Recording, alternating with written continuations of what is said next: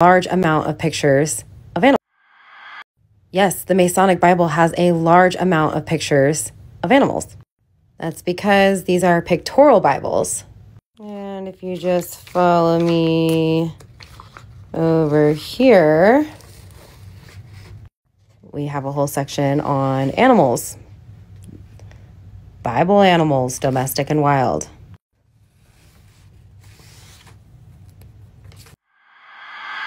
Open your eyes.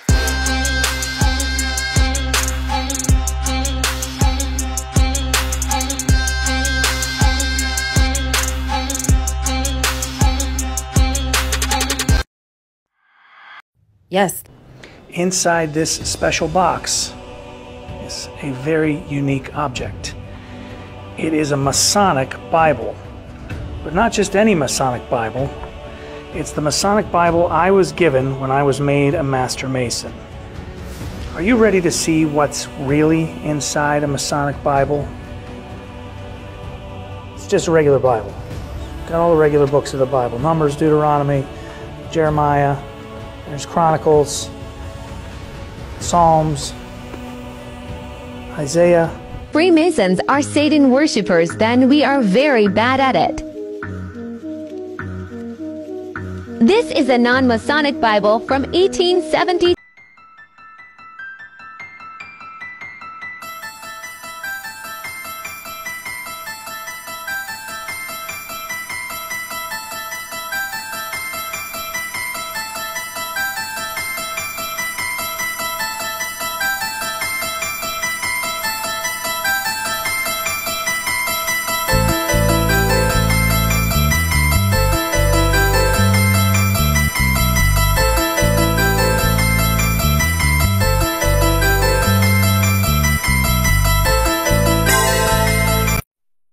This Bible from 1813 has something very interesting.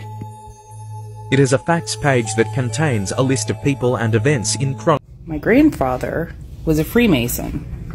He was very secretive about it. Never, ever talked about it. None of us ever knew what went on. My mom says they never knew what went on at the meetings. After my grandfather passed away, my mom got a hold of the Bible. She actually tried to return it to the Masonic Lodge that was in our town, but they wouldn't take it. Of course, when my mom passed away, I swiped this. It says, the real Bible of the operative lodges of the Middle Ages was a copy of the old charges. They are the Rosetta Stone by means of which scholars are enabled to decipher the history of the fraternity, about which little was known until the late 19th century. Goes on to talk about the keys of the mystery and the ritual of three. If you want me to look more into the Freemasonry Bible, I made a promise to God. The Masonic connection to Jesus by past master. In the shadows. Look. it's a Bible. Yeah, so we conveyed some of that last week. We had buried in the Bible. It states Yeshua, aka Jesus. Why did they keep this? Cain is and this masonry was part of the mysteries, the mystery schools. Only adept initiates, hand-picked people would get to learn this sacred knowledge. They literally had a system in which they can identify people who they called adept initiates, people who seem to have some type of ability. And this masonry was part of the mysteries, the mystery schools. Only adept initiates, hand-picked people would get to learn this sacred knowledge. They literally had a system in which they can identify people who they called adept initiates, people who seem to have some type of ability to perceive things at a higher level or retain knowledge at a higher level or display some type of talent. Yeshua, aka Jesus, was one of these students as well. If you look at read the Gospel of the Holy 12, you'll find that when he disappeared from the Bible, where did he go? He went to Egypt. I've taken many people to the actual bed that he slept in, which is still there in Egypt. It's a shrine now. And he was there learning the Egyptian mysteries. And this is well known. He left there and went to Tibet to learn Reiki healing and Qigong and energy healing with his hands. He came down through India, learned the mystic arts, and then the Bible picks up at the age of 32, I called my son out of Egypt. That's what the Bible says. And he ends up riding it on the back of a donkey back in Jerusalem. Again, he also had the Mason knowledge. And this masonry was part of the mystery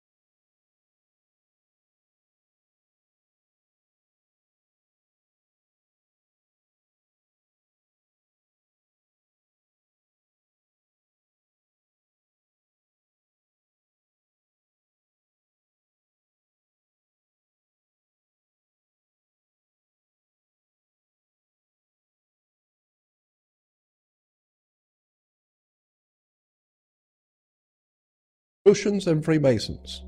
Translated the King James Authorized Version. Rosicrucians and Freemasons. Yeah, and once you understand, wait a minute, the Bible is a Masonic book. Of course it's a Masonic book. How many people know that the symbols in Islam are taken directly out of the Old Testament Bible?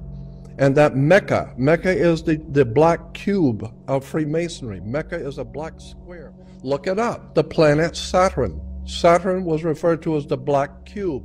And the more they pray, the more blood is spilled.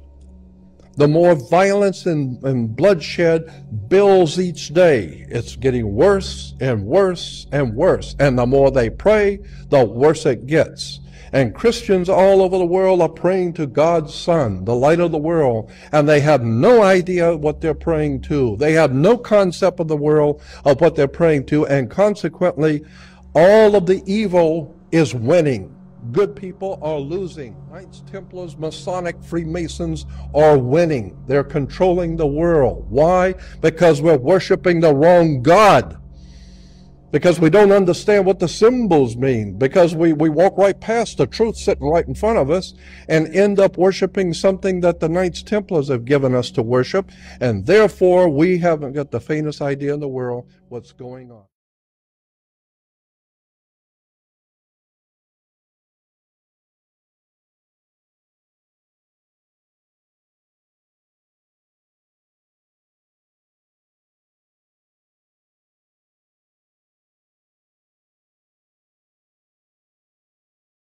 Even our King James Bible has been changed. This is about to blow your mind. Look at Ephesians 6 verse 12. For we wrestle not against flesh and blood, but against principalities, against powers, against the rulers of the darkness of this world, against spiritual wickedness of England. He single-handedly approved the 1611 King James Bible, which every church on the planet uses. But I bet you didn't know that he was a homosexual. Yes, that's right. He called a man, George Villiers, his wife, and he called him his husband, which is a little strange, a little odd, and so off-putting to me. But another thing that you probably didn't know is that he created a book called Demonology. Yes, that's right, Demonology, in 1597. And he used that book to condemn, convict, and unalive thousands and thousands and thousands of women, including his political rivals, which he pretty much took care of immediately under the false pretenses of witchcraft. Yes, that's right. So the more I dig into King James, the worse this story gets. So he went after these, witches and cauldrons and witchcraft and spells, and he acclaimed that they were doing all of this to try and kill him. But we all know that shit doesn't work. So I don't know. The more I look into this, the worse it gets. This is why I'm leaning towards the Geneva Bible, which he killed out hundreds of people in the kingdom if they had a copy of it. Look at this verse that was changed in the King James Version Bible from King James really into witchcraft? Did he use the Bible to promote a witch agenda, a warlock agenda? I think it's about time we open up the book of Demonology and show everybody what King James authorized. Was King James completely open about it? King James was affectionately called Queen James by his friends. King James I, among his many other faults, preferred young boys to adult women. He was a flaming homosexual. His activities in that regard have been recorded in numerous books and public records, so much so that there is no more room for debate on the subject. James had indiscreet relations with men from his youth. His contemporaries recognized not only that he loved men, but that he actively disliked women. They recognized that his persistent involvement with other males was damaging his marriage to Queen Anne. The increasingly bad relations between James and his parliament were due not simply to his reckless extravagance, but also to their homophobia. They objected to his personal behavior, particularly to his wanton behavior with his circle of favorites. The arrival of his boyfriend Robert Carr as gentleman of the bedchamber in 1607, for example, also marked the separation of James and Queen Anne.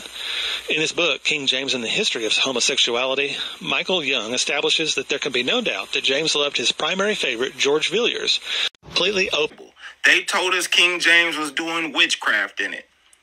Pick it up and read it so you can see for yourself, because it ain't got nothing to do with none of that. It's going to run out on TikTok Shop.